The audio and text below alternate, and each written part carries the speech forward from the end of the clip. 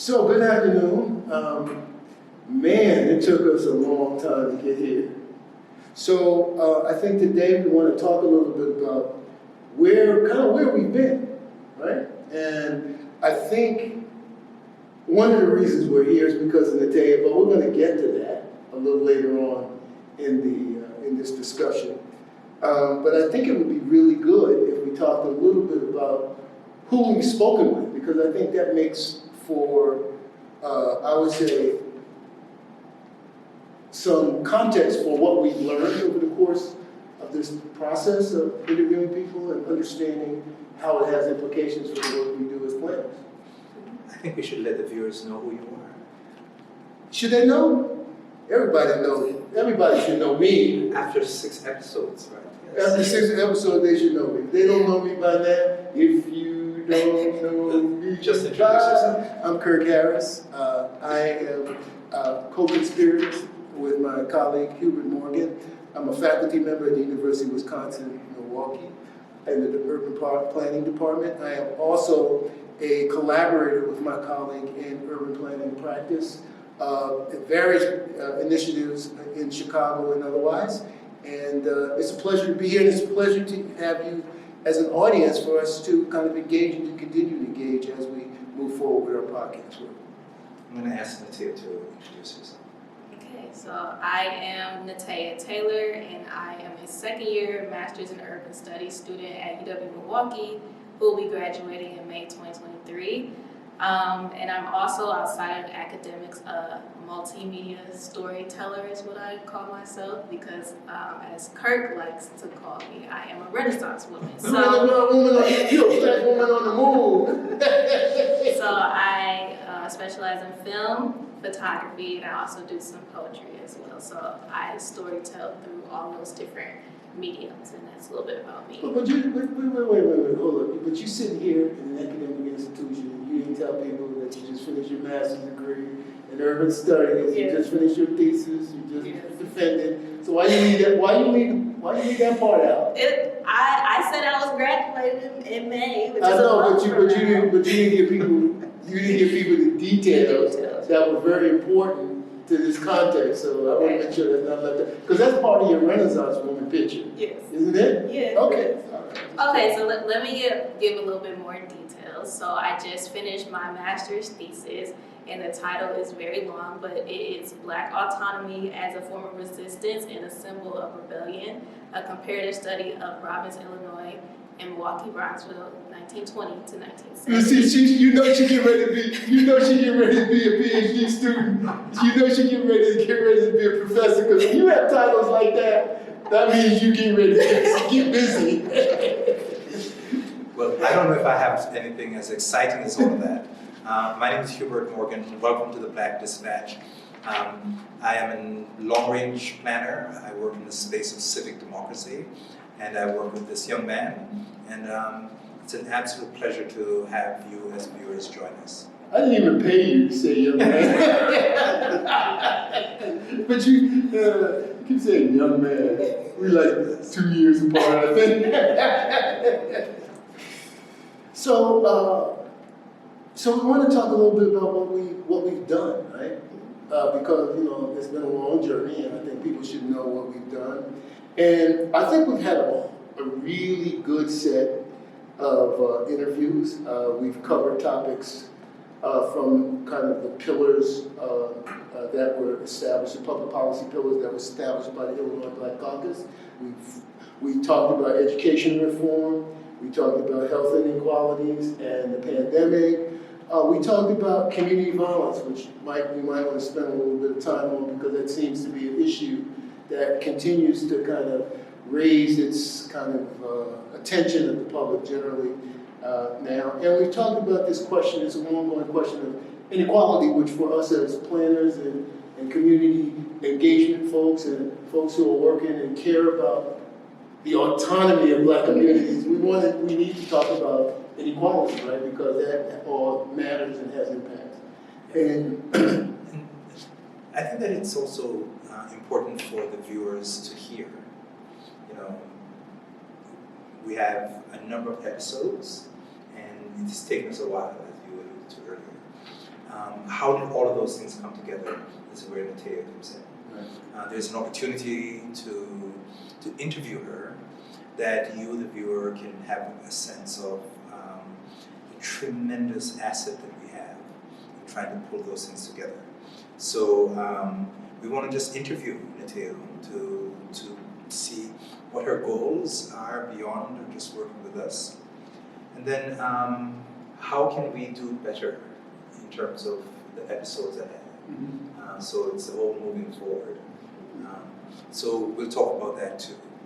But Kirk, why don't you start in terms of recapping the season? Yeah, so I think, I just finished talking a little bit about what we talked about. And let's talk about for a moment who we talked about. We talked to Senator Chris Belt, who was talking specifically about one of the topics, zip code inequality. We spoke with Senator Kimberly Lightford. And before you go to Kimberly Lightford, one of the great things that Nateya added in terms of value is that we will be talking about in depth something on the podcast, but you researched and you wrote about. So we want to hear about some of the details. Mm-hmm. Yeah, specifically with Senator Belt, he talked about zip code inequality, as you just mentioned. But he works with several communities, both urban and suburban, and he realized that growing up in a certain zip code, you can have a different life outcome than someone else living in another zip code. So that was really the importance and message behind that episode.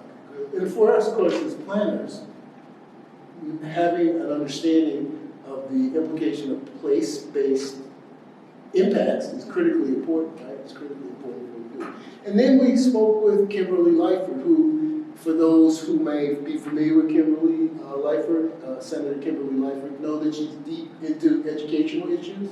And I know you had the opportunity to kind of share a little bit on our website about what that looked like. Can you say a little bit about that? Yeah, I would say Senator Lightford, she was very well-rounded in her interview. She actually talked about not only educational reform, but also just all the pillars of the Illinois Black Caucus and how they're all equally important and how they impact like the social determinants of health, how education and criminal justice reform and all these reforms, they come together to impact and better the health outcomes of residents. And Kirk, remember that we spoke with the senator prior to the Black Dispatch when we did the census project. Right. And that census work, by the way, I think is an important piece too, because we did do some census broadcasts. I don't know that they actually found their way. There's some podcasts to this present platform, but that might be something we might want to actually think about, because I didn't actually think about that until just now. So we might want to consider those. Because we Rick Estrada of Metropolitan Family Services, we actually interviewed, and we also interviewed somebody from the Chicago Businesses Consortium or something. So we should also think about how we, even though that wasn't part necessarily of this series, we might want to think about how we bring that in, because I think it did lend some important ideas to some of the challenges and opportunities in our community. So we talked about Senator Lightford. We also had the opportunity to speak with Senator Maddie Hunter and Senator Robert Peters. And by the way, I think one of the things that set us up to really begin to talk to a lot of these black senators in Illinois, these legislators, is because these pillars that they were designing were really pillars to look at the larger institutional and systemic issues that are impacting the black community throughout Illinois. And the idea of these pillars was to kind of shape new policy that would impact and change the negative influences that so much of the history and policies that have affected communities over time have had on those communities. So I think what really drove our interest in speaking to all these legislators was to really get them to reflect on this innovation, because if you think about it, it wasn't innovation. It was a kind of a platform to lay out in many areas: education and employment and criminal justice reform and housing reform and health reform, to really think about all of those things together and understand how public policy might begin to chip away at those challenges. Those are the very same domains that we talk about in planning. Right. So how do we strengthen communities? We strengthen them that very way. If you remember, we spoke with Senator Lightford, and her concern was the fact that they do so much work in the legislature, and they go back home, and people who walk down the street ask the question, what have you done for me lately? So they were intrigued at the opportunity for us to actually give them a different platform to be able to get that information. And, and I thought Senator Robert Peters was an interesting young senator, relatively young senator, who was actually leading the kind of chairing of the Black Caucus at that time. And someone who I also think conveyed this sense of being a community advocate and organizer in that sense. And what was your reflection on him a little bit? I really loved his podcast episode because he really focused on the bootstraps myth and how Black people, people say that Black people should be able to pull themselves up by their bootstraps and get all these equal opportunities as everyone else. But he really debunked that myth and said this is why we need the Black Caucus and we need policies to disrupt systemic racism. So I really liked his episode because he just debunked that myth that, these stereotypes that Black people can pull themselves up, but this history of racism, we need policy to reverse that. But that's interesting too, because I remember when we were doing that interview, one of the things that struck me is that in this country, we do get a lot of this, pull your ass up by your bootstraps kind of conversation, right? But there's a long history in the Black community of self-help that seems to never go recognized, which I find really kind of interesting, right? So you holler at people, pull yourself up the bootstrap, but you don't recognize this long history of self-help in the context of a brutal existence, right? So, the resilience of our community. right, exactly. And then one of the other fascinating interviews was with Arnie Duncan and Curtis Toler.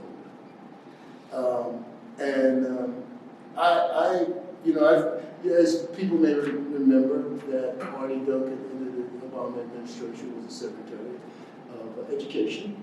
But Arnie also had a very long history in Chicago as at one point serving, right, in Chicago as the head of education here, the education,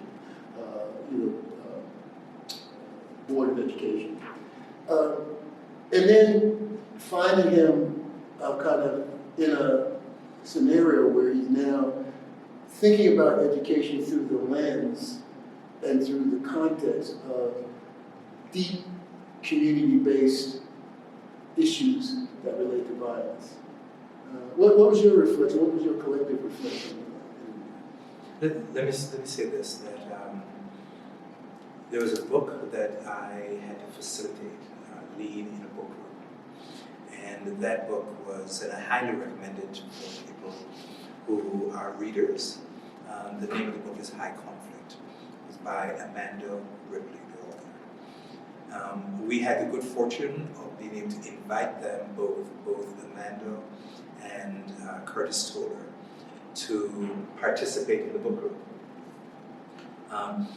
A book that has continued to be very much at the center of how I feel about things that are root causes to violence and our lack of understanding of that. Mm-hmm. And I think that Curtis, having grown up in Chicago, interacted with Arnie as young people, and then now at Arnie's organization, it's working together. What did you think?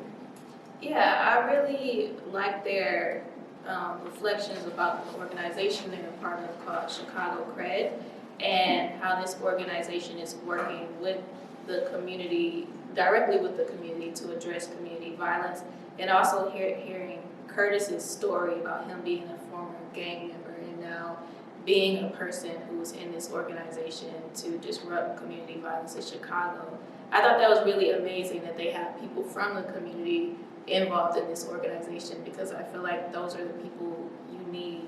And in order to address community issues, you need to be in the community and talk to the people in the community. Remember about our educator, Ashley. Well, I found Ashley fascinating because she's bilingual, black woman, who teaches in a largely Latino community, which I found absolutely fascinating. Very, very committed to the process of education. In fact, I think the year that we spoke to her, she had won the, what do they call it, Golden Apple or something? The Apple Award. Yeah. Golden Apple for teaching or something? Yeah. Excellence in teaching. Yeah. So I think, and what that also tells me, right, is how important, you know, I teach at the university level, and I say the university profs got it easy. Right? We essentially, because presumably by the time people get here, they know how to read, they know how to write a little bit, and they know how to talk, okay? Now, that's not the case with a kindergartner or a first grader, right? So there's a lot of work to be done. So I all the props to kind of primary, school teachers, because I think they do the job that actually make it easy for us as profs to do our job. Shout out to you, Ashley. Absolutely.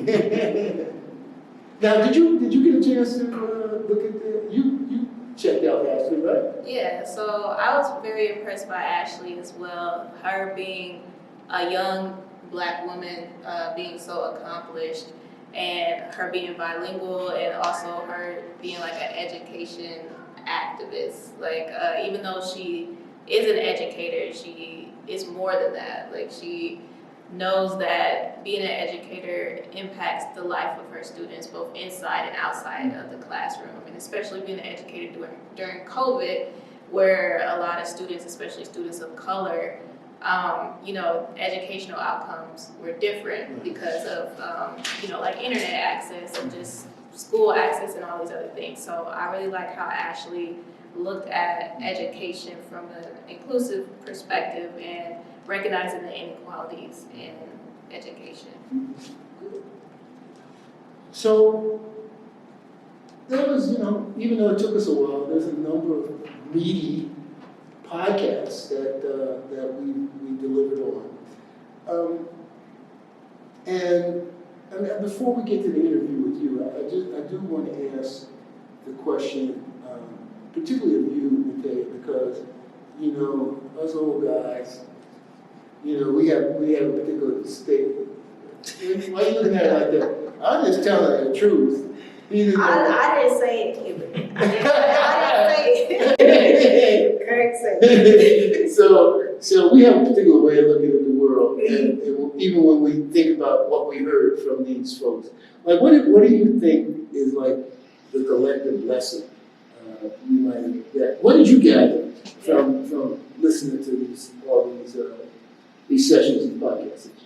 I think that the message for me is that there's more work that needs to be done, especially for Black communities, and there needs to be more, I guess, like radical solutions, because whatever we've been doing so far has not been working, because with like COVID and the pandemic, especially since a lot of these episodes were recorded during the pandemic, we see that inequality was exacerbated because of it. So I think that these podcast episodes taught me that we need to have a more radical approach to, I guess, just justice and urban planning and community engagement and a lot of other things to hopefully better Black communities. So I think that was well said. Kirk, I remember a lot of the late night conversations that we were having during the pandemic about, everything's going to pot, right? And if there was not an opportunity, now is the opportunity, right? The pandemic has waned, and everything seems to be going back to the status quo. I do feel that being able to lift up people's voice who don't get an opportunity to be able to speak to their challenges and aspirations in the community is what we would love to be able to do with a podcast. And as planners, we want to be able to lift up those voices. Yeah, absolutely. So, Nateya, you were instrumental in actually getting us to this point because, we were struggling to get this last season done. But now you've got some opportunities ahead of you, right?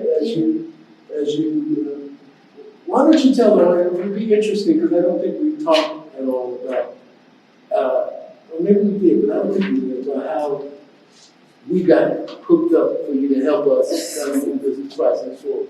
Yeah, so because I am an urban studies student at UW-Milwaukee and they provided me with funding, they paired me up with your project to provide me with my funding for school. So I basically checked the box and said I would like funding for my education. And they were like, okay, we have the perfect project for you. We think you would be really good on this project. Did you say perfect? Yes, because because I had to submit my resume and stuff, and they knew my interests. So they were like, we think you would be a really good fit for this project that these two people are doing. So I said, okay. So I was on board. I was sent the description that you had written up about the project, and I was like, okay, this is really interesting. And then you sent me an email to introduce yourself, and we just went from there. So let's talk about, because one of the things that we were so impressed with you, you're a good writer, you edit stuff, Yeah. you take photos, Yeah. you video, Yeah. and I know I'm missing some stuff. You do all of this stuff, which kind of made you just. And you interview them. You do it, and you know what more? You put up with us. You've been putting up with us for a number of months now. How long has it been? It's over a year. Yeah. So it's been over a year. Have you survived? I'm still sitting here. Yeah. That's good. We're glad to hear that. So let's talk about what's next. What's next with you? Yeah. So this opportunity actually gave me a lot of experience in, more blog writing and web design, since I helped to. Well, we forgot to mention that you're web design. Yeah, you already had some type of setup with the website, and I just kind of went in and designed it a little bit more and added the podcast episodes, the blog posts, and all of that. Also, I edited some of the audio in the beginning of the podcast episodes because, at some points it was feedback. So I did a lot of those things, and then in my next role, my job as a communications specialist, I'll be doing the same, very similar things, writing blog articles, web design, video editing, photography. So I feel like this work really helped me to build my, skills for the job that I'm going into now.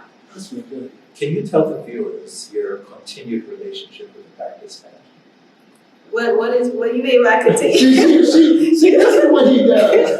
This is exactly what he put you on the spot, right? He put you're talking about your new opportunity, and it's like quicksand. Just when you thought you had got your last leg out of the quicksand, and you slip back in. Yeah. Well, I don't know yet, depending on what you all need from me and my, time that I have, I am willing to continue to give this project, more of my time. I'm not sure, what you all will need afterwards. I know you all have like some social media platforms that you set up, but like I don't know if you want to start posting on there. I don't really know what the next steps are, but Can you just tell the audience your name again?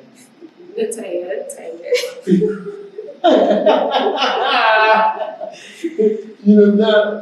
What this reminds me of? Somebody told me I'm from New Jersey. There's a lot of mafias in New Jersey. There's a lot of mafia. And there's a thing of mafia. Once you in, you never get out. Once you're part of the family, you never get out. Only one way out. Yeah. So there's like no getting out. I think I'd just like the viewers to understand though that, as two planning professionals, we saw this as an opportunity to be able to have conversations with the very people who we serve. And through this particular platform, we had a lot of ambition, and we lacked capacity. We wanted to do it right, so we set up a website, and we do scripts well, and all of that. But to take it that last mile was our challenge. Sure. Nateya came in and added discipline and focus, and allowed us to be able to close that last mile. And for that, I thank you. I do feel that as we go out on another horizon, we will continue to need that discipline. So there will always be a place, for you here, if not technically here. That's right. Absolutely. So you have really an interesting opportunity where you're going to be working on kind of public policy issues, and at the University of Wisconsin, Madison, and your center. Is it the Center on Poverty? It's called Institute for Research on Poverty. Yeah, which I'm familiar with that group. I just never remember the name. So tell us a little bit about what you're hoping to achieve in that position. I think I'm hoping to, since I will be a communications specialist, I'm hoping to communicate, poverty, more inclusively, because I think that when we talk about poverty, sometimes people don't understand all the different factors that impact poverty.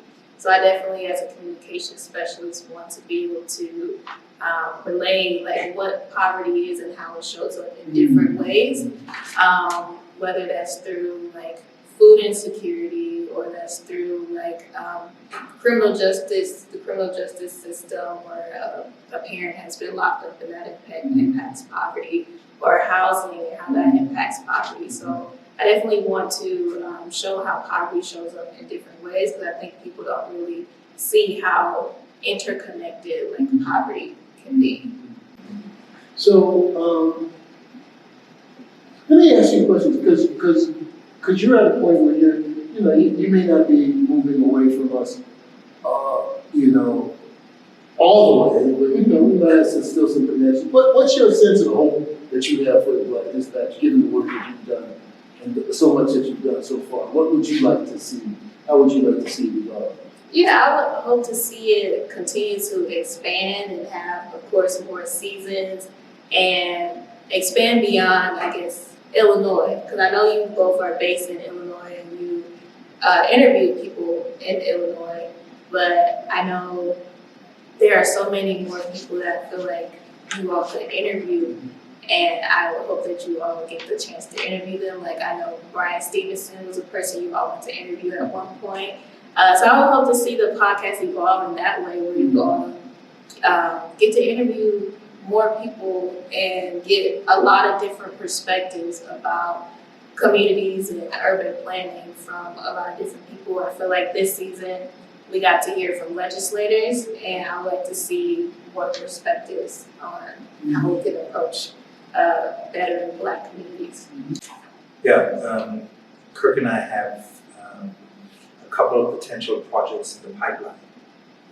And if those projects were to become a reality, going into the barbershops to be able to hear the perspective of this kind of unfiltered conversation that tends to happen there is something that we had thought about back then.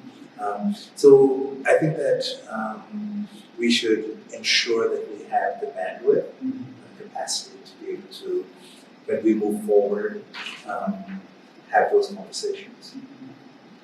Yeah, I think I agree with you, Nateya, that taking a kind of a broader national look at topics that intersect Black communities across the country, because there's so many of these topics that intersect Black communities across the country. And I think given our given what we the opportunities that planning presents to think about those in meaningful ways, both around engagement and also structural change, is important.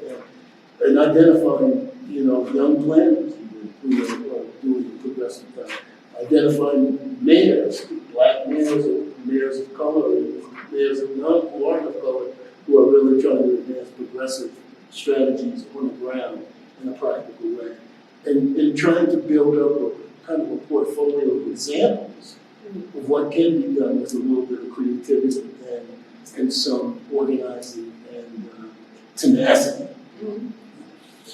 When you think about, we're here on the University of Wisconsin-Milwaukee's campus. You're about to teach a class on race class in the Justice City.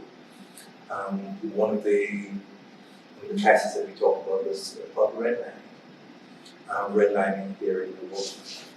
But we have redlining in Chicago.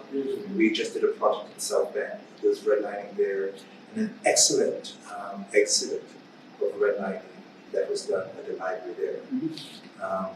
So from a thematic standpoint, we could talk about, our communities, the Black and brown communities, and why they're in the position that they're in now. Because I don't think that people understand that we as communities are not starting from just where everybody else starts. There's a deficit that we're starting from. And as people of color, the resilience that we've had to be able to deal with that, there are assets in there. So there are all those things that we can talk about. I agree. I think, as we also engage in our practice, I think there's going to be opportunities to intersect with the podcast process. And we have a couple of very fascinating projects in Chicago that, at the very least, are great stories about what happens when you try to organize in a comprehensive and strategic way. I would bet you that the viewers wouldn't mind having a young woman be the convener and the facilitator of a podcast, right? So we can come to the Black Dispatch North. See, now here's the thing. See, you see what he keeps doing, right? You see what he keeps doing? It's like he keep pulling you back. It's like the quicksand. I tell you quicksand? Yeah. So, let me just say that we really appreciate having you and the work you did with us, and we feel like we've adopted you as our daughter. We share you as our daughter. I'm going to shake your hand before he does. I'm a hug you. I'm a hug you. I didn't shake your hand. Either is always trying like, what up? Yeah, that's what he tried to do to go first, right? But we know his program, so that's all right. We'll just navigate around it. It was an absolute pleasure. Thank you. It was a pleasure working with you both too. You mean that? Yes. And the continued work. Yes. Yeah, well, that's what we hope for. And we hope you as an audience will track with us as we grow the Black Dispatch and continue to bring content that's meaningful to the Black community and that really does raise new ideas about what's possible and what we can do in our practice and in policy on a day-to-day basis. And can we just apologize for delaying the release of all those other episodes? We will do better next time. Yes, we will. Yes, we will. Thank you, and we hope to keep you.